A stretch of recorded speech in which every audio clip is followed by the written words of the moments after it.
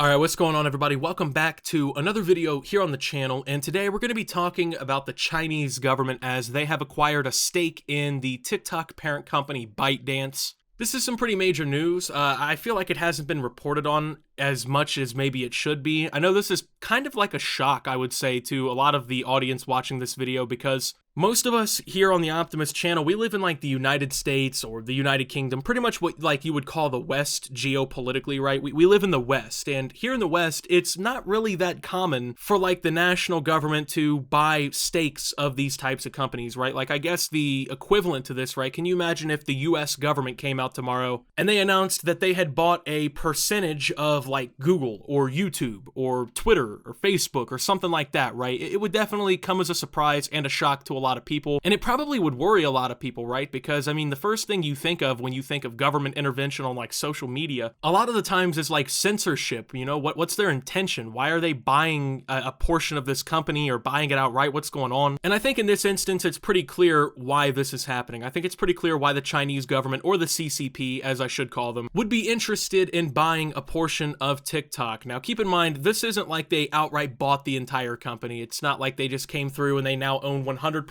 of ByteDance and TikTok and all that. And the next thing you know, TikTok is going to only be pictures of Xi Jinping getting shared on your For You page or anything. I don't foresee that happening. I don't really predict that to be any sort of possibility, at least anytime soon. But this is still worrying on a couple different fronts, right? And just to address this off the jump too, I am very aware that the US government is in some way involved in social media here, right? Like, yes, the US government, they spy on social media, they monitor users on Facebook and Twitter and YouTube too. But the point of the matter is they don't really have like straight up ownership of any of these social media companies or anything like that. And I'm going to kind of explain this a little bit here. But first, let's go ahead and start breaking down a little bit of this story here. There's an article here I want to go ahead and kind of cite at least a little bit. TikTok is one of the largest social media platforms on the web. The video sharing app has over 1 billion users worldwide, and last year, it dethroned Google as the internet's most visited website domain. However, the platform was also a source of controversy when the then US President Donald Trump attempted to ban the app over perceived national security risks. This discourse might resume now that the Chinese government controls a stake in TikTok's parent company ByteDance. While this partial ownership will not necessarily affect the TikTok app or user experience, it is one part of a more significant push for greater state control over the country's growing technology sector. It's worth noting that China's stake in ByteDance is still relatively small, granting the state only 1% ownership over the company. However, the Chinese government also has more direct influence than this small stake would imply. The company's subsidiary, Beijing ByteDance Technology Company Limited here, operates an app called Douyin, which serves as the country's regional equivalent of TikTok. In addition to their part ownership, the Chinese government now controls one of the 3 seats on the subsidiary's board of directors. While the Chinese government has long exercised an extreme level of social media censorship, this change gives the state an unusual degree of direct control over the company's decision-making. Okay, so let me go ahead and try to explain this to you guys in a way that makes a little bit of sense to people who don't really understand how like company ownership works. So there's something called like shares basically of a company, and let's say that there's 100 shares of ByteDance. That's obviously not the real number, but let's say that, right? Well, Chinese government now owns one of those 100 shares of the company, meaning they own 1% of the company. Now, of course, this isn't anything too major. I mean, owning 1% of any company is a pretty large portion in comparison to most publicly traded companies. Like if you owned 1% of Apple, you'd be making a lot of money from that, right? But of course, you know, this is the Chinese government. It's not like an individual buying stock. So essentially, this just means that the Chinese government owns 1% of the people who own TikTok, right? And that's not really the main part of this. The real thing to look at with this is the fact that they now control one of those 3 subsidiary board of directors seats. Now, obviously, the board of directors, they have a lot of decision-making power, and then a lot of companies, those are the people who, you know, they try to listen to a lot, right? You want to please the board of directors because they can hire and fire people, they get to make changes and stuff like that, and they kind of dictate the direction direction of the company in a lot of ways. So the fact of the matter is the Chinese government now owns one of those 3 seats, and that's not even like, that's not even including, I guess, like any future purchase, right? I mean, tomorrow they could announce they bought 10%, and then all of a sudden, you know, we're talking a completely different story at that point. But one of those 3 seats, that is very important to hold, because now basically the state government of China has a massive amount of influence on the decision making for TikTok. Now, TikTok is one of the only Chinese social medias that has the global influence that it has. In fact, I can't think of any others off the top of my head, maybe like Weibo or something like that, but there's not really anything else like on the level of TikTok. I mean, it's become one of the most popular social media platforms in the world. Like this article says, it dethroned Google as the most visited domain. So it's up to that point now where it's competing with like Western social medias, right? Like it contests Facebook and YouTube and Twitter and Snapchat. It contends with these easily at this point. And now the Chinese government has a pretty far reach over the influence of that app, which means indirectly the Chinese government now has influence over a social media that billions of people use. Not even just in China, of course. I mean, they have their own localized version that conveniently exists. That way the CCP, the people we're talking about, can heavily censor it and, of course, erase any sort of like anti-Chinese government propaganda, quote unquote, or like, you know, basically able to restrict free speech and like criticisms of the government in China and everything like that. But they now have a pretty big amount of influence over the rest of the planet in this stretch. Now, of course, this is going to freak a lot of people out because, well, the Chinese government is definitely one of the larger boogeymans, I would say, on the planet, especially here in the West, right? You hear so much about them. You hear things about like the genocide of the Uyghur Muslims, and you hear things like China's been preparing to invade Taiwan and potentially start World War III and all these kinds of things, right? You hear a lot of stuff about China that is very inherently negative here in the media, right? And a lot of it is justified because the CCP is terrible and they do some terrible things. They abuse human rights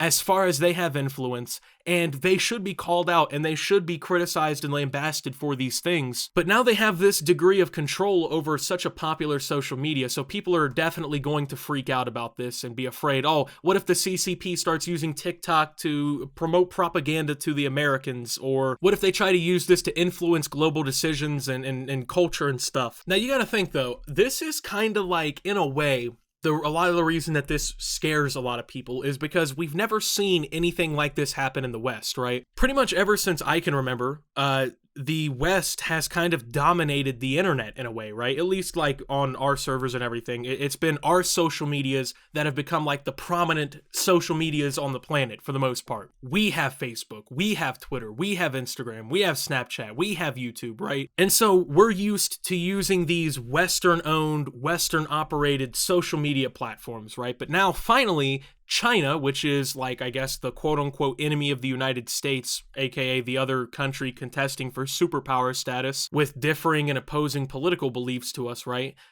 They suddenly now have this in TikTok. They're actually able to exert this type of global influence. That scares a lot of people because we've never seen that, just off that. But the real reason that it unnerves me a little bit is because it's very clear to me that the CCP does not have good intentions. They've had no good intentions really anywhere in anything that they do. Everything that we see them do, at least from a Western standpoint, is pretty bad. They abuse human rights, they commit genocide, they do a lot of crazy things. And so people are very fearful of them and people dislike them a lot. And to see them have such direct ownership and control over this, I mean, it definitely is room for concern. Now, as this mentioned, right, there's the potential that this argument on whether or not TikTok should be banned, there's a potential that it comes back up, man. I mean, of course, Donald Trump is not president anymore, and it was Trump and a lot of his allies in Congress and whatnot that kind of helped push this a little bit in a way that wanted this to happen in terms of like getting rid of TikTok here in the United States. Obviously now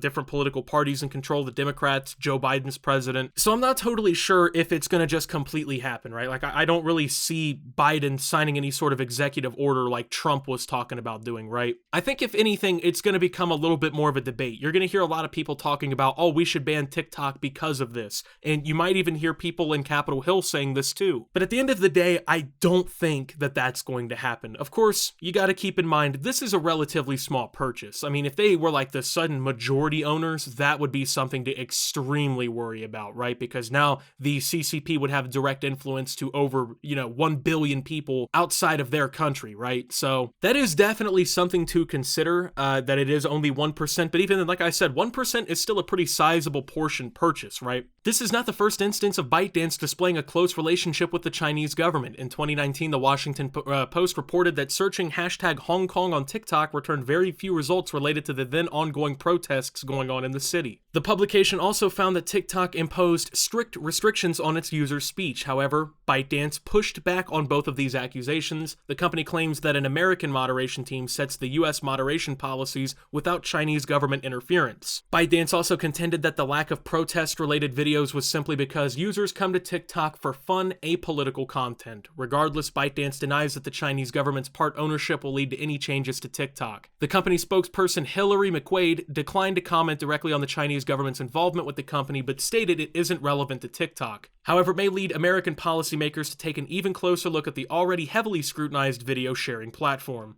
While a judge blocked President Trump's TikTok ban, American political leaders remain suspicious of the platform, and talking to the Washington Post, Duke University's Matt Peralt indicated that China's stake in ByteDance doesn't automatically mean that it poses any additional security risk. However, the perception of danger may be enough to result in U.S. politicians taking further action against TikTok or ByteDance in general. Quote, scrutiny and skepticism about Chinese firms operating in the U.S. is a bipartisan issue, said Peralt. Okay, so of course you gotta consider, once again, this is a 1% ownership. So does this mean that TikTok is gonna change tomorrow and we're gonna see it like completely, like CCP propaganda, no one can say anything critical or really anything that has anything to do with something that the Chinese government doesn't want you to hear? I don't totally know about that, because the way that I see it, right, for TikTok to keep growing outside of China and to exert more influence and make this Chinese company even more money, they kind of can't do that, at least yet, right? Because if they just kind of jump the gun here and just start censoring everything, people are going to notice that, people are going to call it out, it could get banned like in Congress or something like that through a bill,